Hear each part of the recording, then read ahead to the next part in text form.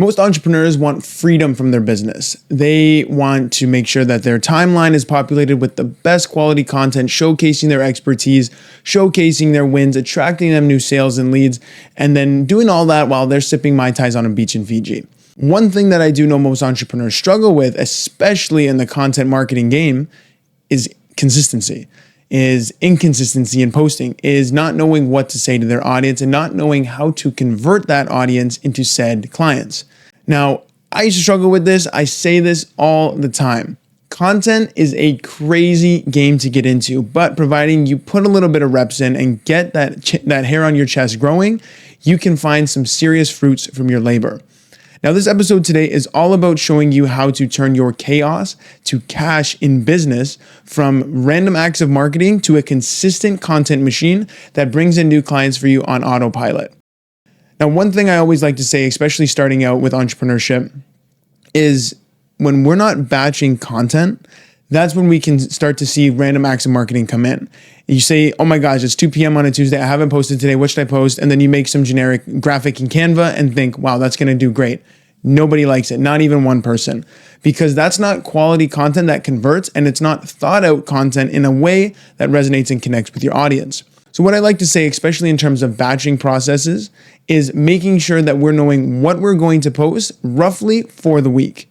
Now, I'll give you a great example. What's a good example here? Let's talk about this podcast I'm actually doing right now.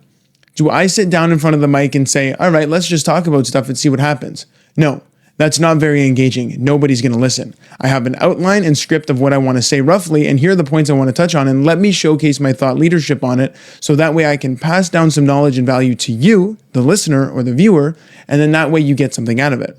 So, great example, at the beginning of the week, I'm recording this on Friday right now. I thought about the 4 different types of blog posts I wanted to do this week and what topics my audience like you would be interested in. From that blog post, I took a bunch of different highlights and topics and I said, okay, here's what I want to talk on for this week ahead in this podcast. So one of the biggest ones I took away was how systems and processes can change the game for you in your content. And here we are on the episode. Now I'm sitting down here, I'm batching my content, and I probably will get 4 to 5 social media reels from this exact very episode. So now I don't have to worry about what to post all next week, because now I have 5 beautiful videos ready to go. I have a podcast that's ready to go, and I did this all in one shot.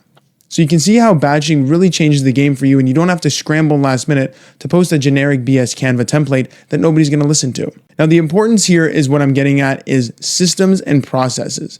Yes, you can sit down and just get in front of the camera, like I said, and riz some things off, but it's not going to be very engaging. When you have systems and processes in place, it allows you to have a repeatable machine that spews out content that connects, resonates, and converts your client or your followers into clients, okay? A great example is I've used to work at multiple startups in my early day. Let's say startup A, this is the first job I ever had. We would get a project that come in and says, hey, we need to do X, Y, and Z. And then they go, okay, everybody, these are your respective fields, go ahead and do some stuff. There's no structure to that.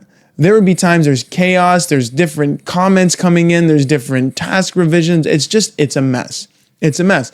And the final product is not very polished. And it's very stressful to get to that point. The client's not happy, the internal team's not happy, and the final project didn't even turn out that great. Now let's go to startup B when I went in there. As soon as I got in, they had step-by-step for everything you were supposed to do.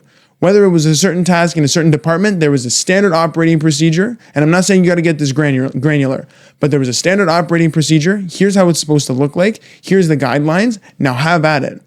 That way, it was so easy to do content. It was so easy to do deliverables, and you knew exactly how to do it. So when you're batching content and you have systems in place and structures in place to help you guide that content process, it's going to make your life so much easier. Think right now to how you're consistently posting content. Number 1, are you even consistent? But if you're just posting content, how are you doing it? Are you just looking online and saying, oh, that's a cool topic, let's just try that? Are you just sitting in front of your phone, in front of the mirror, hyping yourself up, saying, oh, let's get fired up and let's make this real? Or are you just following trends? That's the other one, getting sucked into trends. What are you currently doing that you think is very scattered and very chaotic? How can you systematize that approach and make it so it's repeatable and predictable and step-by-step for yourself every single week? Granted, it's going to be a little bit more work at the front end trying to get everything up and running, but once you have that process down, you can copy, paste every week, and all the heavy lifting is done for you as soon as you come and sit down to record. So let's keep it moving here. Repurposing content. This is huge. Most people think because they make a social media post, then it's done. They think they make a piece of content, then it's done, on to the next. Hold your horses here. The only reason that we're able here at Hive Agency to continue to spew out so much content is because we repurpose it in a very smart and strategic way. Best example is every week we put out 2 blog posts. From those 2 blog posts, we now get social media carousels. From those blog posts, I now get YouTube video scripts. From those YouTube video scripts, I also get social media content. And then from that social media content, it gives me different podcast topics that I'm doing like this right now, which again gives me more social media clips.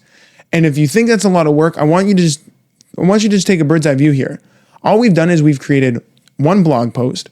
From that, I got in front of the camera and I read the script verbatim. But now from that, I have a video content piece that goes on YouTube. And then from that, because we already have video content, now we just chop it up on the best talking points for 30 to 60 second snippets. And now we got social media posts for the week. And now you have a blog, you have a YouTube channel, and you have a social media feed, all cohesive, all talking about the same thing. And all you had to do is sit down to record one time. Can you see how repurposing content can stretch out your initial workload so that way you're consistent online, you look like an authority, you have so much more touch points for your ideal clients to see you before they get on a call, and it's streamlined and right to the point. Think about how you can repurpose content for what you're currently doing now and how you can do that moving forward, all right? Now, let's get into systems in terms of after that content goes live. One thing I see all entrepreneurs struggle with, especially with lead flow, is not telling their prospects how to work with them. They're saying, oh, we do X, we do Y, this is what we've done, this is how we do it. How can I book a call with you? How do I get onboarded with you? What does that process look like? I see some great digital assets go out online from entrepreneurs with no call to action. They say all these great things and then they just leave it. If I'm somebody who watches your 30 to 60 second video about how you can help me change my current situation and I'm your ideal client, the first thing I want to know is where do I go to find my answer? Where do I go to find my solution? So if you're posting content right now, let's say you're a real estate agent and you say, hey, I got this great house listed. And that's it. How are people supposed to contact you? Where do they go and find your stuff? Do you have free resources to help them? Do you have a way to start that sales conversation with them and then convert that into a closed deal?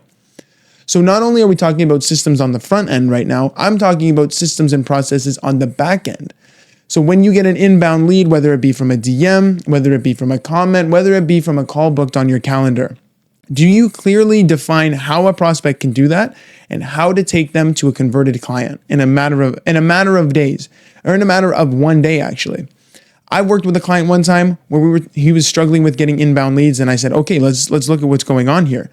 And then after looking at his Instagram messages and looking at his CRM, I go, dude, you got like 10 leads in the pipeline right now. Not one of them is followed up with. And then that's when we realized, dude, you are getting leads. You're just not using systems in place to convert those leads. Leads that come in are absolutely useless until you start the conversation with them or tell them how you can work with them or how they can work with you. So that's why systems are so important in the back end, because that allows you to convert in a way that's predictable, it's repeatable, and it's replicatable. Okay, you can repeat the process and replicate it. Okay, so keep that in mind. Now, the other thing too is nurturing from a standpoint of providing value. Now, everybody talks about providing value in this day and age, and nobody actually provides value. It's all AI generated content with content that actually doesn't move the needle for your ideal audience. So when I'm talking about providing value, before someone shows up to a call, imagine you've delivered them a free strategic report, 1 or 2 pages based on their current situation. You've given them some real high quality resources that you have personally created and your company has created to help them change their current situation. Maybe you've sent them some how-to videos that you've created as well. Again, these are all content pieces that you've previously done. You don't have to make this anymore. You can just send it to them, copy and paste the link. Imagine having all of that in your sales cycle so they show up to that call with a pen ready to sign. I spoke about this in my last episode. If you had 2 people coming to you, one from just a cold call booked on a calendar that knows nothing about your industry or nothing about you or nothing about your company, versus somebody who has come to you from a cold DM or from a DM on your Instagram, they've seen your content, they've seen what you can do, they've seen how you work, and then you've given them all these different resources prior to the call, who's more likely to close? Granted, you could probably close both people if you're a good salesman. However, if you're able to get a boatload of leads that are consistently warm before they come on your calendar or before they come on that Zoom call with you, and you can convert them, how easy do you think it's going to be to do that? Because you have all these touch points and because you have all of these processes in the back end, which are really not that much work to do, you can convert in a way that feels sustainable. You don't have to do all these random marketing initiatives. You don't have to feel overwhelmed, and you don't have to feel like you don't know what lead is where in the pipeline. Because you have built some processes in place, like we've helped our past clients do, they're able to close and then focus on the vision of the company and focus on acquiring more sales. And that's the other thing I also want to talk about too. Content is not just relying solely on content. You can't just be putting out content saying, all right, I'm going to hope for 1 million leads to come in. Granted, it does help. However, content should be one of the assets that help you leverage all the other avenues that you're doing to sell. Are you cold calling people? Great. Use the content as a digital asset. So when they go check you out, they say, I'm more inclined to book a call with them. Look at all these things that they're doing. Same thing if you're doing an email campaign, if you're doing a speaking event. After people have read and connected with you and seen you speak or do whatever you're doing in your initiatives to bring in inbound sales, and they go check you out online, all of those touch points are there ready to help them convert even more. If you did all that stuff, whether you're cold calling, cold emailing, speaking events, networking events, if they go to your digital home, whether your social media feed or website, and they see nothing and you're a ghost, they're most likely not going to convert. You have no trust, you have no authority, you have no systems in place to tell them how to work with you. Again, on top of that, you're losing out. So all in all, folks, what I'm saying at the end of this episode is find ways to streamline your content process, put systems in place, processes, and guidelines, and that allows you to show up in a way that allows you to convert much higher. Anyways, thanks for tuning in. I know we're wrapping up here at about 13-ish minutes, so I'll see you on the next episode.